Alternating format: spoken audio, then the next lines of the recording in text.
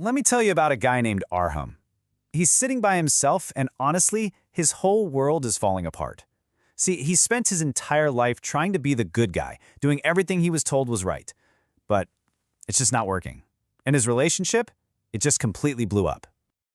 Oof, those were the last words his girlfriend said to him. Devastating, right? You're a good guy. It sounds like it should be a compliment, but in that moment, it felt like a life sentence. A verdict that his whole approach to life just wasn't connecting with anyone. And it's not just his love life. Take his job, for instance. It's the exact same story. He's the one who helps everyone, never makes waves, always does good work. But when it's time for promotion, it's like he's invisible. Just part of the furniture. And his friendships, well, they feel like a one-way street. You know the type. He's the guy you call when you need a favor, no questions asked. He's reliable, but deep down he feels less like a friend and more like a doormat. So he's sitting there and he whispers this question to himself. And miss, this is the breaking point. It's that awful, clarifying moment when you realize the very strategy you've built your life on, being the nice guy, might actually be the thing that's destroying it.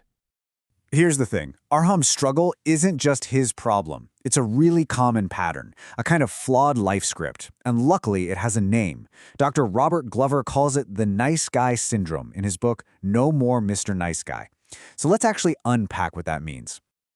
So at its heart, the whole syndrome is based on a broken formula. It's this deep-down belief that if you're just good enough, if you keep giving and pleasing others and never rock the boat, then the world is supposed to give you love and happiness back. It's like a contract. But as Arham found out the hard way, it's a contract the world never actually signed. Do any of these sound a little too familiar? Nice guys are the ultimate givers, but there's a catch. It's almost always a transaction. They give to get. They're constantly looking for approval. They'll do anything to avoid a fight, and they hide anything they think is a flaw. I mean, look at this list. It's basically a blueprint of Arham's life. So, how does this happen? I mean, a perfectly good kid doesn't just wake up one day and decide to become a people pleaser. Where does this pattern actually come from? Well, it all goes back to a script that gets written in childhood. It all starts with something called an abandonment experience. Now, this doesn't have to be some huge drama. It could just be a child's needs not being consistently met. And because kids are naturally the center of their own universe, they think, this must be my fault. There must be something wrong with me. That creates this really deep, toxic shame. So to survive, they come up with a new game plan, hide the bad parts of me, and become whatever I think people want me to be. Now, take that personal childhood script and then put it on a massive scale. Major social shifts in the 20th century basically poured gasoline on this fire. You had fathers leaving farms for factories, then rising divorce rates, and later, cultural messages that painted traditional masculinity as a bad thing.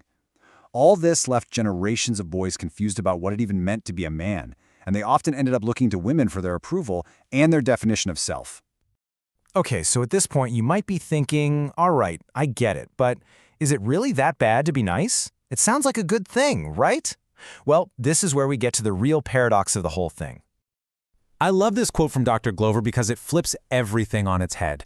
The whole idea of the nice guy is a misnomer. It's a label that doesn't fit. That nice, easygoing exterior is often just a mask for a ton of not-so-nice feelings simmering right underneath. And here's the proof. A nice guy believes he's being honest, but in reality, he's hiding things to avoid conflict. He thinks he's being generous, but his giving always comes with invisible strings attached. He sees himself as peaceful, but all that repressed frustration comes out sideways, in passive-aggressive ways. It all goes back to that survival mechanism he learned as a kid, and it leads to a life that's fundamentally dishonest. And we're not just talking about a few little quirks here. The book lists over 10 of these damaging traits.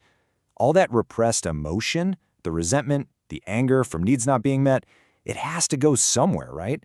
It builds up like a pressure cooker, and eventually, it's gonna find a way out. So, if being a nice guy is a dead end, what's the alternative? It's not all doom and gloom. Let's talk about the solution, the path forward to something much healthier and way more effective. Now, this is absolutely crucial. The goal is not to swing the pendulum all the way to the other side and become a selfish jerk. That's just trading one broken model for another. No, the real opposite is what's called an integrated male. Someone who accepts all the parts of himself, the good, the bad, all of it. This table just lays it all out crystal clear. The nice guy hides his flaws and plays the victim. The jerk puffs himself up and takes power from other people.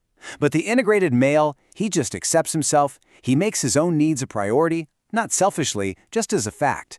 He doesn't run from conflict. He works through it. He has his own power from the inside. So what does this look like in the real world? An integrated male actually likes himself. He takes full responsibility for his own life and his own needs. He's direct. He sets boundaries. And maybe most importantly, he accepts that he is perfectly imperfect. It's about being authentic, not putting on a performance for everyone else. If you take away just one thing, let it be this. The whole journey is about one massive paradigm shift.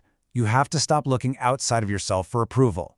Stop trying to please everyone else and start focusing on pleasing the one person whose opinion actually matters in the long run, your own. And that really leaves us with a final question to think about. What would actually happen in your life, your relationships, your career, your own happiness, if you decided to stop trying to get everyone else's approval and just focused on earning your own?